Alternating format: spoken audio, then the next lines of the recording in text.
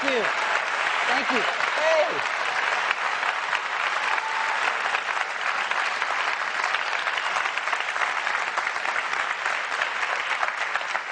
Thank you very much. My partner in crime is here today, Steve Wozniak. Stand up. Come on.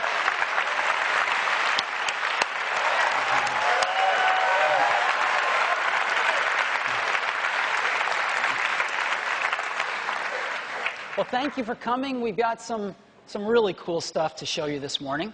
And so I first wanted to start with a update of Apple Retail. You've all seen our Fifth Avenue store, but we've been opening some amazing stores lately, and I wanted to just fill you in on 3 of them. The first one is in Paris. It's our second store in Paris. Our first was in the Louvre. This is near the old Opera House, and it's this beautiful old building that we've restored and made a gorgeous store in. It's got a great skylight, and it's just a fantastic building. We spent 18 months restoring it, and here it is with people in it. And it's just a fantastic store, and Apple users in Paris are loving it. So we're really excited about our new Paris store. We're also really excited about our second store in China, which we opened recently in Shanghai.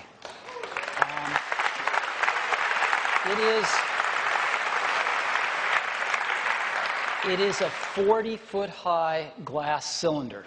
These are all curved pieces of glass, single pieces, 40 feet high. It's kind of a landmark in glass engineering. And it's a fantastic store. Here it is from the front, and here it is down in the store. And here it is with people in it. And this was opening day, and here it is in the greater environment of Shanghai, and it's really a fantastic location, and we think it's going to do really well. So our second store in China. The third big store we've opened recently has been in London. We got the whole building here right in Covent Garden. And we've got another large store on Regent Street, but this is our second really large store in London. And it's a beautiful old building that we've restored right in the heart of Covent Garden. And it's fantastic. A lot of restoration was required, but it's a beautiful store now. And you can see the old and the new together work beautifully. And here it is with people. And so this is open, and it's been a great success so far. All 3 of these stores have been. And we now have 300 Apple Retail stores. Matter of fact, Covent Garden was our 300th store we've opened. And some of us remembered when we opened our first one, and wow, we've come a long ways. 300 stores now. And we're in 10 countries, 10 different countries. We're soon going to open our first store in Spain and make it 11. Now, remember when Macworld used to get 30,000 people coming to it here in San Francisco? Well, we've got single days in our stores now where over 1 million people visit. Not every day, but we are now poking through 1 million visitors a day, several days a month. So that's amazing to me.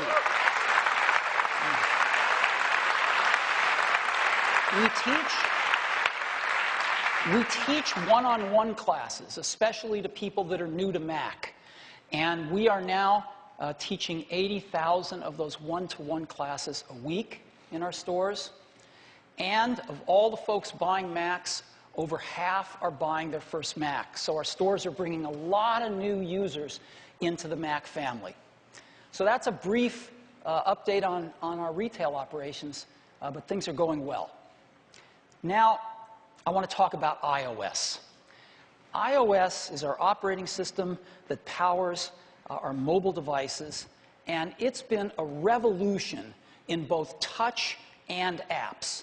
Touch user interfaces were completely different before the iPhone, and mobile applications were completely different before the iPhone. It's been a revolution in both of them. And for us, It's made these three products possible: the iPhone, the iPod Touch, and now the iPad. So, how many iOS devices have we shipped since we launched the phone just a few years ago? 120 million. 120 million. Now, people are throwing around a lot of numbers as to how many of their operating systems they're activating per day. We are activating a little over 230,000 iOS devices per day, and that's new activations. We think some of our friends are counting upgrades in their numbers. If we counted upgrades in our numbers, they'd be way higher than 230,000. But we think the most appropriate way to count them is just new activations, 230,000. And we think we're ahead of everybody. And the App Store, iOS apps, over 6.5 billion apps now on the App Store. And that is 200 apps every second are being downloaded. 200 apps every second. Poof, there's another 200. It's incredible. So, 6.5 billion apps have been downloaded from the App Store. Amazing. We've got over 250,000 apps on the store, and of those 250,000, 25,000 of them are now iPad apps. So the iPad apps are just going like this. Today, we're introducing iOS 4.1, the next release of iOS. And it's got some really cool stuff in it. So let me go through what it's got. First of all, a lot of bugs have been fixed. Proximity sensor bugs, Bluetooth bugs, iPhone 3G performance bugs, all the bugs that we get mails on. We think we've nailed a lot of them, and we think you're going to be pretty happy with it. Secondly, we've added a really cool thing called HDR photos, high dynamic range photos, and I'll explain that in a minute. But that's going to be standard in iOS 4.1. The ability to upload HD video over Wi-Fi to YouTube and other places, built into 4.1. TV show rentals in addition to purchases. And Game Center is now making its debut for end users. We think this is going to be a pretty big deal, too. So let's start off with high dynamic range photos. What are high dynamic range photos? Well, when we take a photo, a lot of times we get it where it's blown out with light. You can see it washed out with this bright light coming in over the building there. Well, when you turn on HDR, just by tapping on that button there, when you take a photo, it actually takes 3 photos in rapid succession. It takes one normal exposure, what it thinks is the appropriate exposure, and then one that's underexposed and one that's overexposed. And it combines these 3 with some pretty sophisticated algorithms to produce an HDR photo. And it's pretty amazing. And we keep both the normal photo and the HDR photo in the Photos app. So you can just compare the 2 of them and use the one you like. But it's really remarkable in some photos. And let me show you a few other examples. Here's another one where you can see how HDR has pulled out the sky and pulled out the detail in the foreground. Here's another one where you can see it's trying to pull out the shadow in the background. You can see her legs pulling them out of the shadows as well. Take a look at this one. You can't even see the pavement, the one on the left. And look at how it's pulled all that out from the one on the right.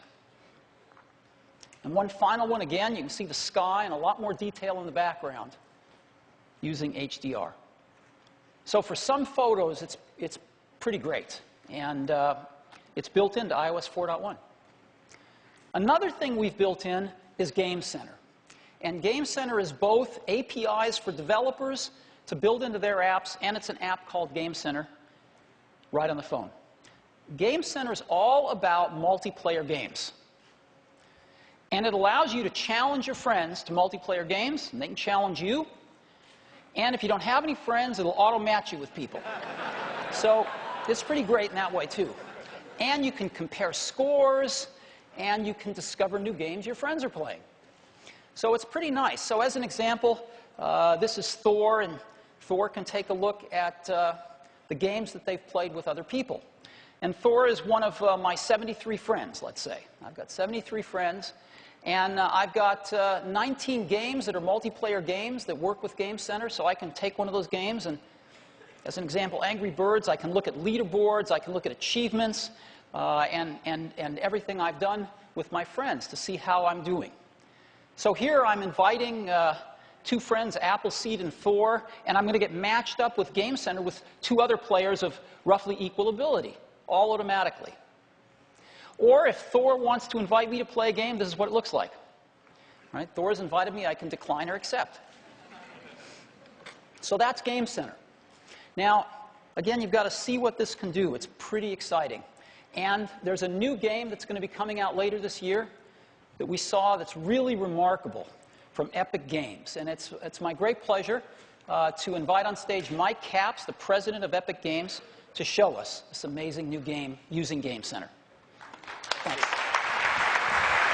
Thank you. So good morning, everyone. I'm really thrilled to be here to reveal our very first project at Epic for Apple mobile devices. It's powered by our award-winning Unreal Engine 3 game technology, which has powered countless hits for console and, of course, our Gears of War series. To demonstrate, I want you to meet Donald Mustard, our creative director. Donald? Hi, everyone. Today we're introducing a new game currently in development. It's codenamed Project Sword. So Project Sword is a gorgeous, action-packed role-playing adventure, and it's filled with epic sword battles. Now, everything that you're seeing is running in real time. This isn't a movie, and I'm controlling everything you're seeing right now. I'm in the Citadel, a vast environment filled with enemies, treasure, and the weapons that I'll need to take down the legendary God King. So if your jaw's not on the floor, it should be. Take a look at this place, right? This is a gorgeous 3D world, and it's filled with intricate levels of detail that you just don't expect to see on a phone device. Plus, now we've got Game Center, so we have dozens of unique achievements to unlock. We've got worldwide leaderboards, so you can compete with your friends, and it's really easy to find someone online to play with, and I'm going to show you. And honestly, with Game Center, it's just as easy as that. Mike's going to send me an invite, and I can accept it. Now, as a designer, what's awesome about Game Center is that all the social integration is done for us. So I'll be playing this massive, brutish Titan here, and Donald's going to be playing this wimpy little knight. You can see the character detail is amazing. We're using the same lighting and motion captured animation techniques you see in top CG films. Now, our multiplayer uses two unique control interfaces, allowing for more hardcore gamers to be matched up with more casual players. My attacks happen just like you'd think, by swiping directionally across the screen. So my interface is a little less caffeine-powered. I'm just dragging different moves onto the screen, for example. Here I'm going to drag, let's see, how to open my boot, say, onto your face. Oh. All right, lucky hit. Now, if I'm good, I can dodge and even parry attacks, putting the Titan into a mode where I can unleash like a powerful combo, unlocking an achievement. Great, and now everyone in the world will see that on Game Center. So you call me a wimpy knight. Well, I'm going to take the gloves off. Let's see what you got. All right, little man. Well, I might be little, but I'm really, really fast. So guess what? Now this is happening. And you know what they say, the bigger they are, the harder they fall. So this is what you get when you take a designer on with his own game. Yep. Thanks.